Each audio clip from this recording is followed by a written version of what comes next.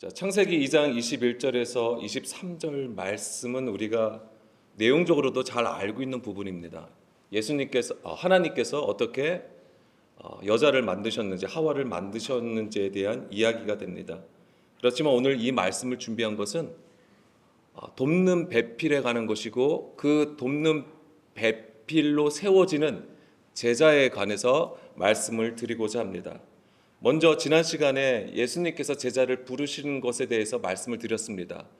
동일하게 하나님께서 원하시는 것은, 제자에게 요구하시는 것은 바로 자기를 부인하고 자기 십자가를 지고 예수님을 따르는 것이었습니다. 예수님을 따른다고 하는 것은 말씀이 육신이 되어 오신 그 예수님, 즉 하나님의 말씀을 따라가는 것을 의미하는 것이고, 지난 시간에 이제 아담이 그 말씀을 따라가는 것에 대해서 우리가 나눴던 것입니다.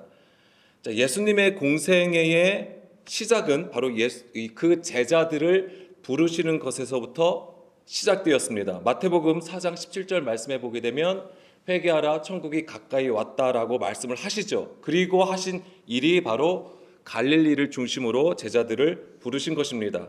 예수님이 12명의 제자를 세우시는 것은 이스라엘의 회복과 구원의 메시지를 담고 있는 것입니다.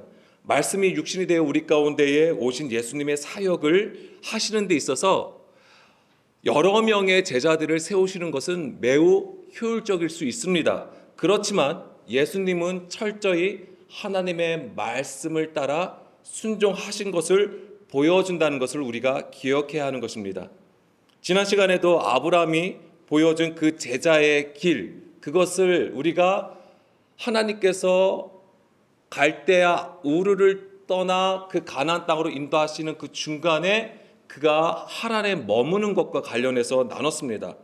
그래서 창세기 11장 말미를 보게 되면 우르를 떠났지만 중간에 그 하란에 머무는 것을 기록하고 있고, 창세기 12장 1절에서는 하나님께서 아브라함에게 너는 가라라고 말씀하시고 명령하신 부분이 있는 것이죠. 그리고 그 말씀을 따라서 아브라함은 4절에서 그 말씀을 듣고 하란을 떠나는 모습을 보여주게 됩니다. 창세기 12장 4절 말씀. 자, 아브라함이 보여주는 이 여정은 바로 믿음의 여정을 우리에게 보여주는 것이죠. 그렇지만 이 믿음의 여정은 우리가 계획하고 세워서 가는 것이 아니라 오직 하나님께서 그 걸음마다 인도해 주신다는 것입니다. 철저히 그 말씀에 순종하여 주의 길 위에 서는 것이고, 그러면 하나님께서 그 선한 뜻 가운데에 인도해 주시는 것이지요. 창세기 12장 1절에 다시 보게 되면 레카 너는 가라, 반드시 이 음성을 들어야 하는 것입니다. 이런 음성은 우리가 구한다고 해서 들을 수 있는 것이 아닙니다. 이 명령은 창세기 11장 32절과 관련되어 있어요. 그냥 우리가 하나님 앞에 구한다고 해서 들을 수 있는 것이 아닙니다. 창세기 11장 32절 말씀 보겠습니다. 데라는 나이가 205세가 되어 하란에서 죽었더라. 데라가 하란에서 죽었습니다. 하란은 무슨 뜻이라고 했습니까? 흐릿하게 보인다라는 말에서 유래된 것입니다. 이것은 하나님의 말씀을 들어도 깨닫지 못하는 상태를 얘기하는 것이죠. 하나님의 말씀이 없음으로 인하여서 바싹 말라지는 지경을 의미하는 것입니다. 하란이. 그런데 거기서 데라가 죽었습니다. 데라는 아브라함의 아버지죠. 바로 이 데라가 상징하는 것은 바로 우리들의 옛 구조, 옛 사람을 상징하는 것입니다. 그래서 이 데라가 하란에서 죽었다고 하는 것은 바로 우리의 안에 옛사람, 옛 구조가 죽었을 때에, 무너졌을 때에 비로소 하나님의 너는 가라라는 그 음성을 들을 수 있다라고 하는 것입니다. 그 음성을 들었을 때에 비로소 본토 아비의 집을 떠날 수 있다라고 하는 것입니다. 그래야지만이 그 가나안 땅, 하나님께서 약속하신 가나안 땅으로 들어갈 수 있는 것입니다. 그래서 오늘 우리가 하나님의 말씀 앞에 있는 것은 매우 중요한 것입니다. 이것이 주의 음성을 듣고 순종하는 믿음의 여정이기 때문에 그렇습니다. 우리의 믿음의 행로는, 우리의 믿음의 여정은 하나님의 말씀을 듣고 순종함에 있는 것이죠. 그것이 진정으로 하나님 앞에 있는 것이면 주의 음성을 따라가는 것입니다. 그랬을 때에 하나님께서 철저히 우리를 이끌어 가시는 것입니다. 우리의 삶 가운데는 여러 가지 어려움들이 있죠. 힘든 일들이 있습니다. 그럼에도 불구하고 믿음으로 갈 수 있는 것입니다. 자, 오늘 말씀 제목이 돕는 배필로 세워진 제자입니다. 그래서 오늘 본문 창세기 2장 21절에서 23절 말씀인데 18절을 보겠습니다. 자, 돕는 배필에 대해서 잠깐 말씀을 나누면 창세기 2장 18절 말씀해 보게 되면, 자, 하나님이 말씀하시는 것인데 바로 사람이 혼자 사는 것이 좋지 아니하니 내가 그를 위하여 돕는 배필을 지으리라 하시니, 이렇게 말씀을 하십니다. 자, 하나님께서는 아담을 만드셨죠. 그렇지만은 그가 혼자 있는 것이 선하지 않다라고 보신 거예요. 여기서 그냥 단지 보기 좋지 않은 것을 의미하는 것이 아닙니다. 원문을 보게 되면은 선하지 않음을 말씀하시는 거예요. 그래서 우리가 혼자 있는 것은 하나님 보실 때 그것은 선하지 않은 것입니다. 그럼 성경에서는 무엇을 말씀하신 걸까요? 혼자 있는 것이 아니라 바로 우리가 그리스도와 하나가 되는 것을 원하시는 거예요. 그것을 위해서 하나님께서는 돕는 배필을 만드시게 되는 것입니다. 그래서 우리가 돕는 배필로서 그리스도와 온전히 연합하여 하나님의 나라와 그 의를 나타내야 하는 것이죠. 그것을 보여주시는 것입니다. 자, 21절 말씀 보겠습니다. 21절 보게 되면 하나님께서 이제 아담을 하와를 만드시는 부분인데, 자, 배필이 없는 것을 보시고 하나님께서 하신 것이 바로 아담을 깊게 잠들게 하시고 그 잠든 사이에 그의 갈빗대 하나를 취하여 살로 채우시고 바로 여자를 만드시는 부분입니다. 그러면서 23절에 아담이 그 여자를 보고 뭐라고 합니까? 내 뼈 중에 뼈요 살 중에 살이라고 얘기를 합니다. 이 얘기는 너와 나는 하나다라고 하는 거예요. 즉 한 몸이라고 얘기를 하는 것입니다. 그래서 24절에 보게 되면은 우리가 너무나 잘 알고 있는 말씀인데, 남자가 부모를 떠나 그의 아내와 합하여 둘이 한 몸을 이룰지라라고 얘기를 하십니다. 그래서 이것이 뭐냐면 한 몸을 이루는 것, 이것이 바로 구원의 말씀이에요. 그래서 사도 바울은 이것을 그리스도와 교회의 비밀이라고 말씀을 전하고 있는 것입니다. 이것은 구원에 대한 메시지가 되는 것입니다. 자, 돕는 배필 보겠습니다. 돕는 배필은 에제르 네게드라는 단어가 쓰였습니다. 에제르 네게드. 자, 에제르는 바로 이제 도움이란 뜻이에요. 그래서 돕다, 구원하다라는 의미가 되는 것이고, 네게드, 이 네게드는 배필, 돕는, 그러니까 배필이잖아요. 우린 배필로 여기서 봤지만은 어떤 뜻이냐면 정면이란 뜻이에요. 정면, 앞에, 대면하여라는 뜻이에요.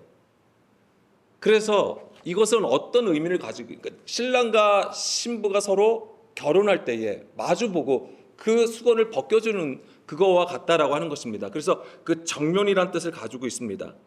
그리고 이게 동사로는 어떤 의미가 있냐면 정면에 두다, 그 다음에 서다, 보여주다, 그 다음에 입증하다라는 뜻을 가지고 있습니다. 그래서 이 의미를 가지고 하나님께서 오늘 우리가 제자로서 우리의 삶이 어떠해야 되는지를 말씀해 주신다라고 하는 것입니다. 자, 하나님은 아담의 이 돕는 배필을 어떻게 만드셨습니까? 아담을 깊게 잠들었을 때에 그 갈빗대 하나를 취하시고 만드시게 되는 것인데, 이것은 예수님의 십자가의 죽음과 관련이 되어 있는 것이죠. 깊은 잠은 죽음을 의미하는 것입니다. 그래서 아담이 갈빗대 하나를 취하였다고 하는 것은 젤라라는 단어가 쓰였습니다. 근데 이것은 단지 갈빗대뿐만 아니라 옆구리라는 뜻을 가지고 있는 것이죠. 그래서 예수님께서 십자가에 죽으셨을 때 어떤 일이 일어났습니까? 로마 병사가 창으로 어떻게 했죠? 옆구리를 찌르는 것이죠. 옆구리를 찔렀을 때 무엇이 나왔습니까? 피와 물이 나왔다라고 했습니다. 바로 그것이죠. 그래서 예수님께서 쏟으신 피와 물, 그것은 영이고 말씀이에요. 그래서 그 말씀으로 하나님의 자녀들을 낳았다라고 하는 것이죠. 근데 그 하나님의 자녀라고 하는 것은 바로 제자된 자들을 얘기하는 거예요. 그래서 예수님께서 이 땅에 오셔서 회개하라 천국이 가까이 왔다 말씀하시고 곧바로 하신 일이 바로 제자를 세우셨던 것이었습니다.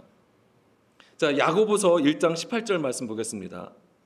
그가 그 피조물 중에 우리로 한 천 열매가 되게 하시려고 자기의 뜻을 따라 진리의 말씀으로 우리를 낳으셨느니라. 아멘. 그렇습니다.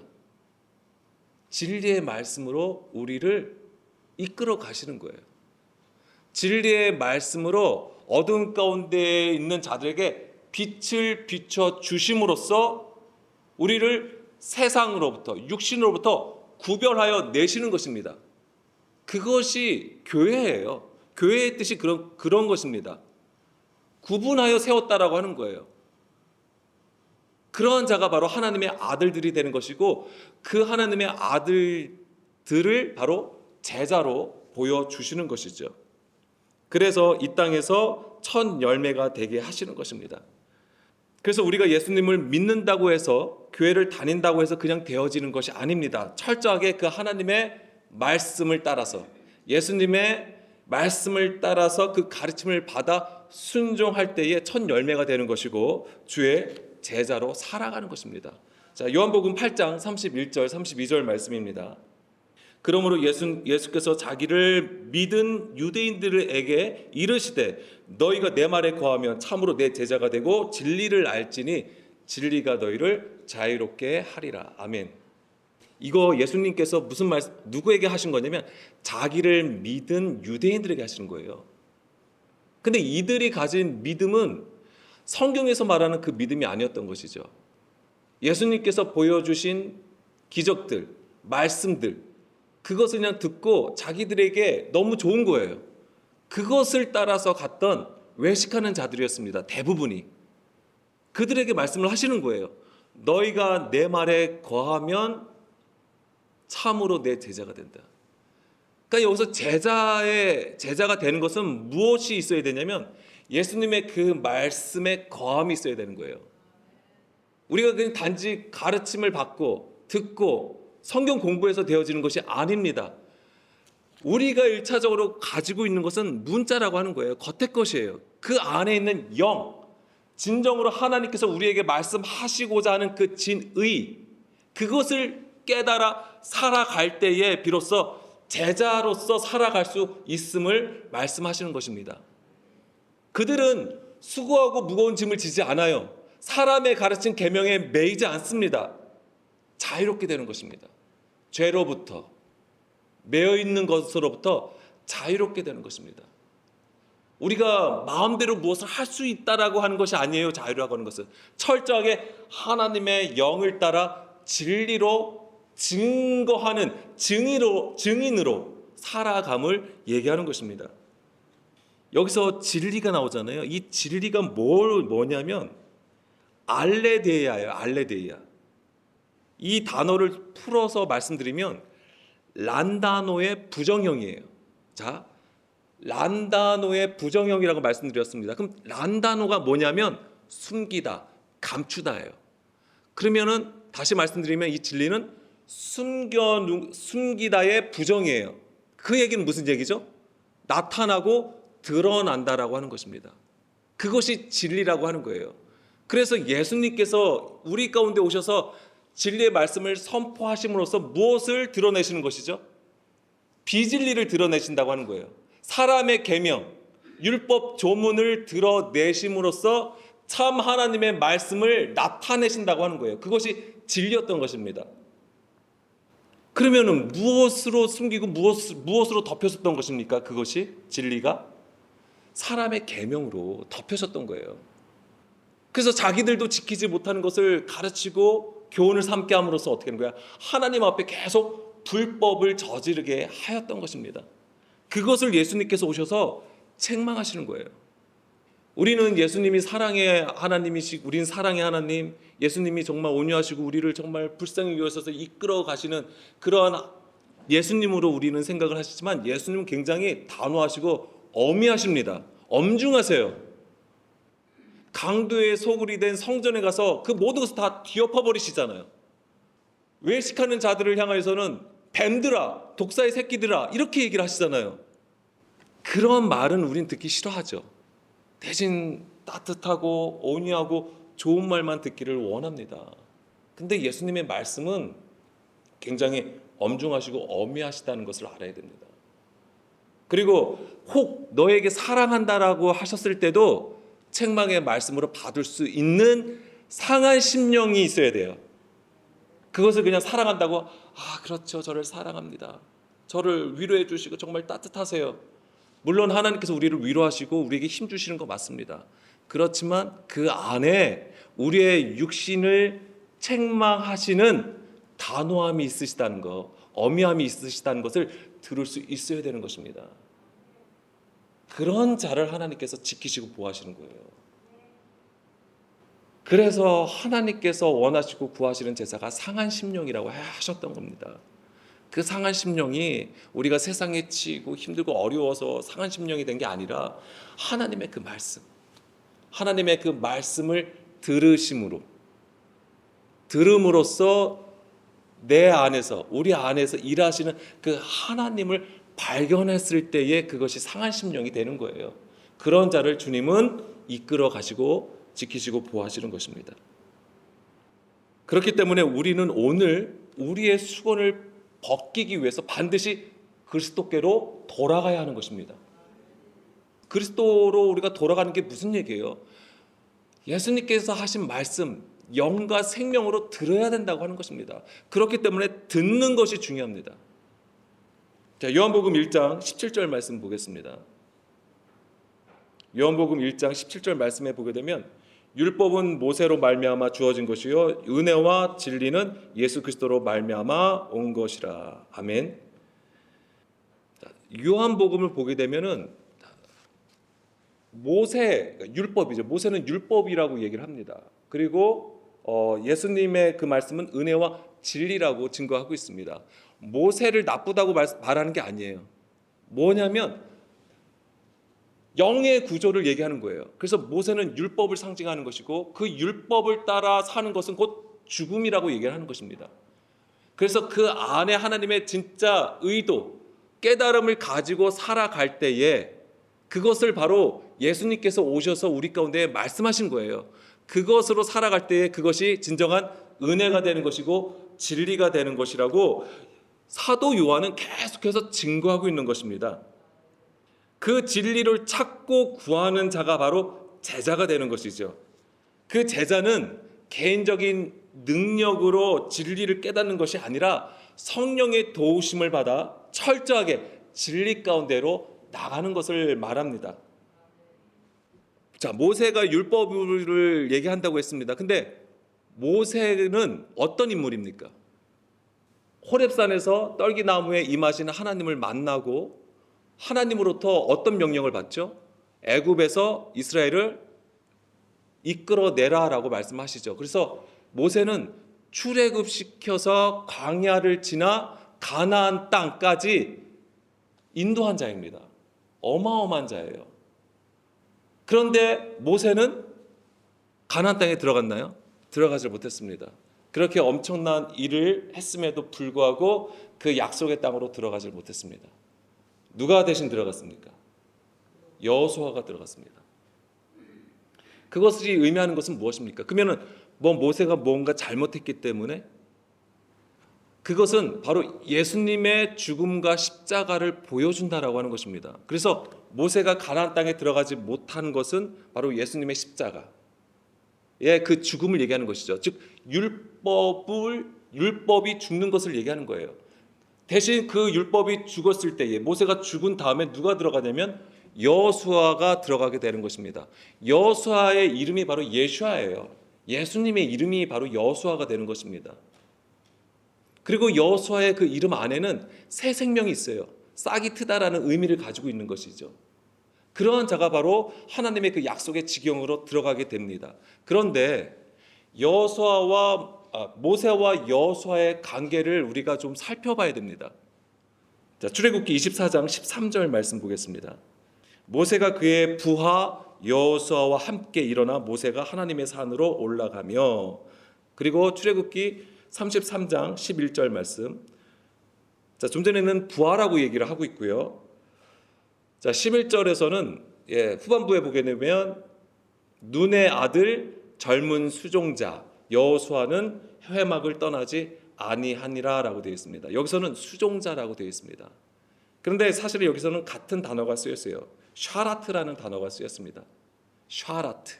그러니까는 앞에서는 부하라고 해석이 된 거고 여기서는 수종자예요. 근데 같은 단어입니다. 이 단어는 수종들다, 섬기다, 봉사하다는 뜻을 가지고 있습니다. 그러니까는 어떻게 보면은 수종드는 자죠. 모세를 시중 들어서 섬기는 자가 바로 여호수아였던 것입니다. 그런데 이것이 단지 하인의 개념을 가지고 있는 게 아니에요. 하인이 상전을 모시는 그런 개념이 아닙니다. 이게 바로 스승과 제자의 관계를 보여주는 거예요. 여호수아가 모세와 함께 하면서 그가 했던 것이 무엇이겠습니까? 그의 뒷바라지하는 걸까요? 아니에요. 물론 그런 것도 있었겠죠. 근데 가장 중요한 것은 뭐였냐면 하나님의 말씀 앞에 있었다고 하는 거예요. 그리고 심지어는 모세는 진으로 돌아가지만은 여호수아는 어떤 자입니까? 회막을 떠나지 아니하였다라고 되어 있습니다. 그게 굉장히 중요한 거예요. 그래서 여호수아는 회막에 거하는 자예요. 즉 장막에 거하는 자의 모습을 보여주는 것입니다. 장막에 거한다고 했을 때 우리가 함께 봐야 되는 부분이 바로 에서와 야곱이에요. 말라기서 1장 1절에서 3절 말씀 보겠습니다. 장막에 거하는 것이 굉장히 중요합니다. 그것은 오늘 우리가 이렇게 말씀 앞에 있는 것과 같은 것이죠. 여호와께서 말라기를 통하여 이스라엘에게 말씀하신 경고라. 여호와께서 이르시되 내가 너희를 사랑하였노라 하나 너희는 이르기를 주께서 어떻게 우리를 사랑하셨나이까 하는도다. 나 여호와가 말하노라. 에서는 야곱의 형이 아니냐. 그러나 내가 야곱을 사랑하였고 에서는 미워하였으며 그의 산들을 황폐하게 하였고 그의 산업을 광야의 이리들에게 넘겼느니라. 아멘. 다시 2절부터 보게 되면, 자, 말라기서는 누구에게 하신 경고의 말씀이냐면 제사장들에게 하시는 말씀이에요. 제사장들. 자, 제사장들은 어떤 자들입니까? 하나님의 율법을 따라서 성전에서, 성막에서 하나님을 섬기는 자들이에요. 대제사장이 있고요, 제사장이 있습니다. 바로 그 관계에서도 스승과 제자의 관계를 보여주는 거예요. 그런데 그 제사장들이 하나님을 온전히 섬기질 못하고 있는 상황이에요.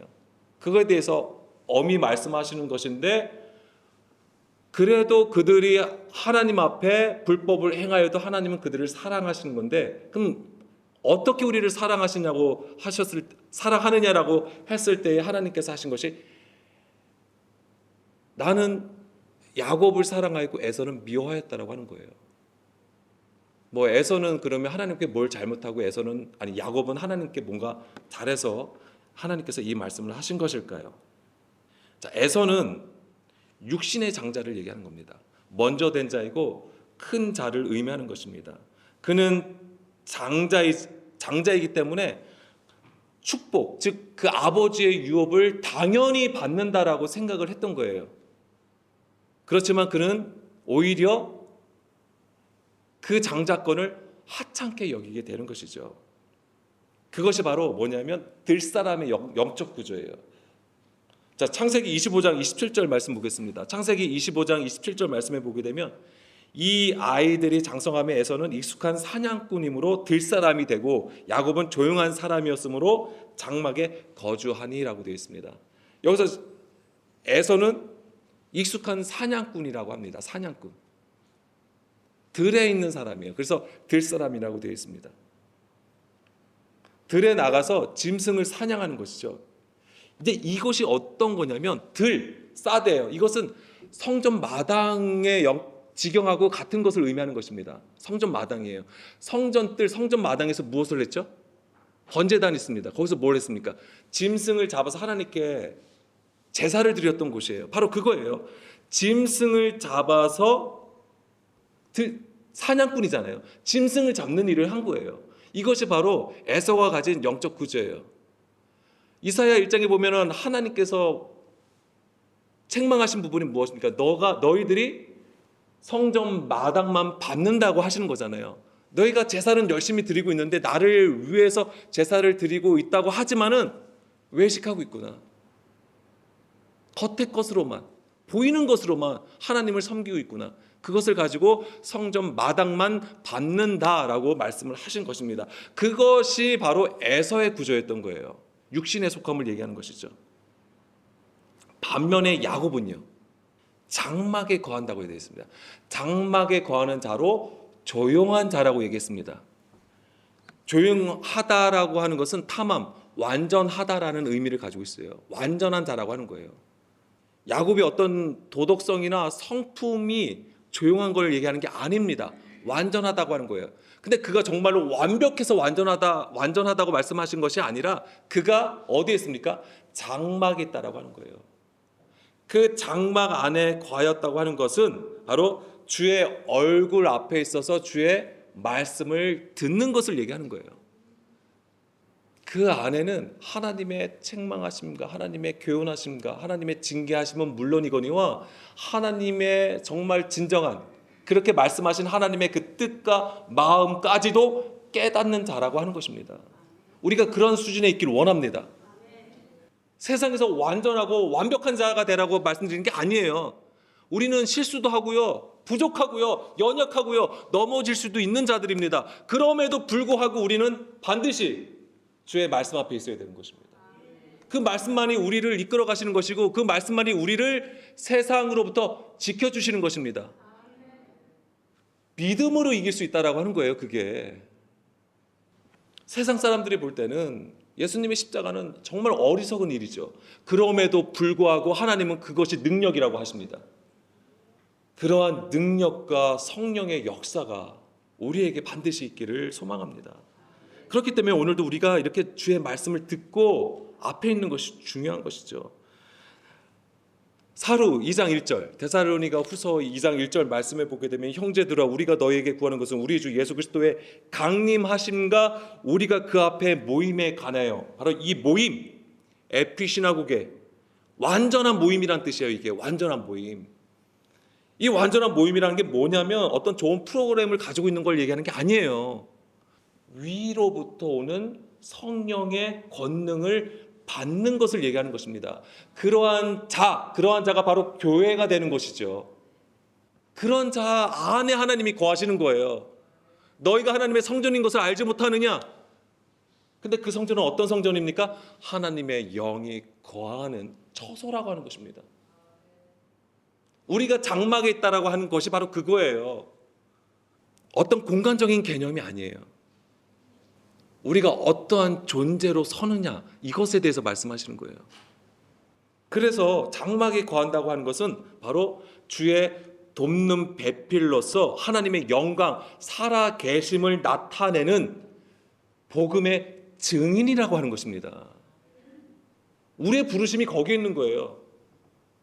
뭐 성경 공부하고 제자 훈련을 받아가지고 어디를 수료하고 무슨 기관에 무슨 리더가 되고, 물론 그 모든 것이 다 하나님의 영광을 나타내는 것입니다.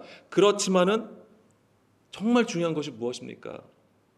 주의 영이 우리 안에 거하심으로써 주의 일하심을 나타내는 것에 있는 거예요. 리더든 그렇지 않든, 그것이 교회이든 세상이든 가정이든 직장이든 어디든지 하나님의 복음을 나타내는 그 증인으로 살아가는 것. 그래서 우리가 세상 살아가면서 찌질해지면 안 되는 거죠. 연약해지면 안 되는 것이죠. 그 모든 것을 하나님께서 운영하신다는 것, 하나님의 주권을 인정해 드리고 하나님께서 반드시 일하신다는 것을 믿고 나아가는 것입니다. 민수기 27장 18절 말씀 보겠습니다. 제가 올해 첫째 주에 말씀드렸던 것이 제가 이제 이것을 소망한다고 말씀을 드린 적이 있습니다. 여호와께서 모세에게 이르시되 눈의 아들 여호수아는 그 안에 영이 머무는 자니 너는 데려다가 그에게 안수하고. 아멘. 여호수아는 어떤 자입니까?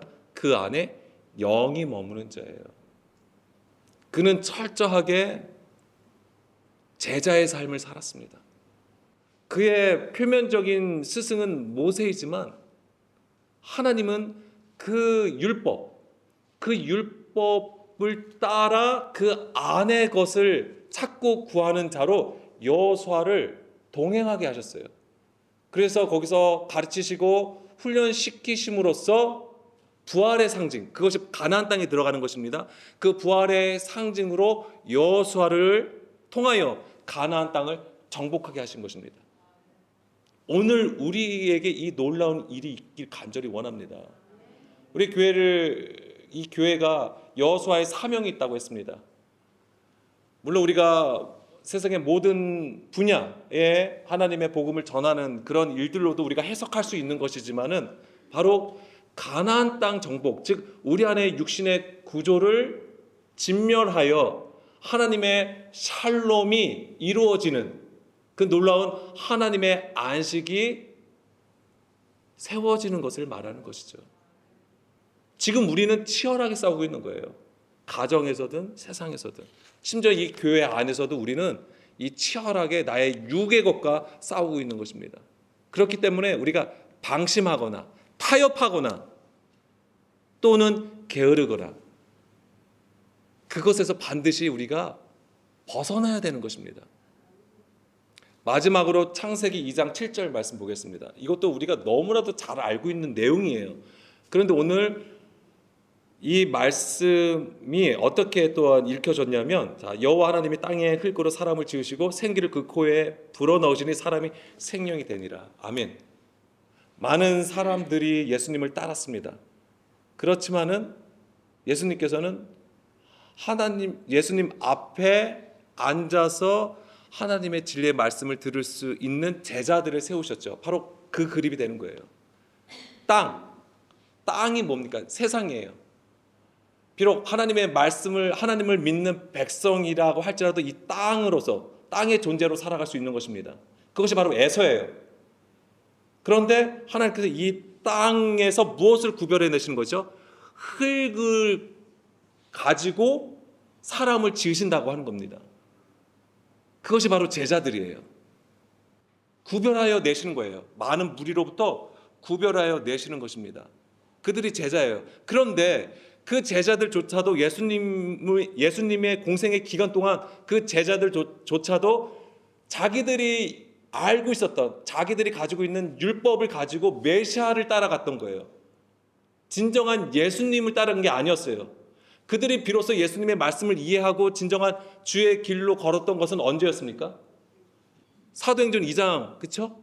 오순절 성령님께서 강림하신 이후에, 그것도 즉시 이루어진 게 아니에요. 그들이 이제 살아가면서 성령님의 인도하심을 따라가면서 그들의 육신이 하나하나 무너져 갔단 말이죠. 그것이 바로 하나님께서 어떻게 하신 거예요? 생기를 그 코에 불어넣으셔 사람이 생명으로 이끌어 가신다라고 하는 거예요. 그 삶을 살아가는 게 바로 제자라고 하는 것입니다. 그래서 우리 모두는 사실 제자로서 부르심을 받은 것이고 반드시 그 삶을 살아가야 되는 것이죠. 오늘도 이 하나님의 은혜와 이끄심이 우리 모두에게 있기를 축복합니다. 아멘.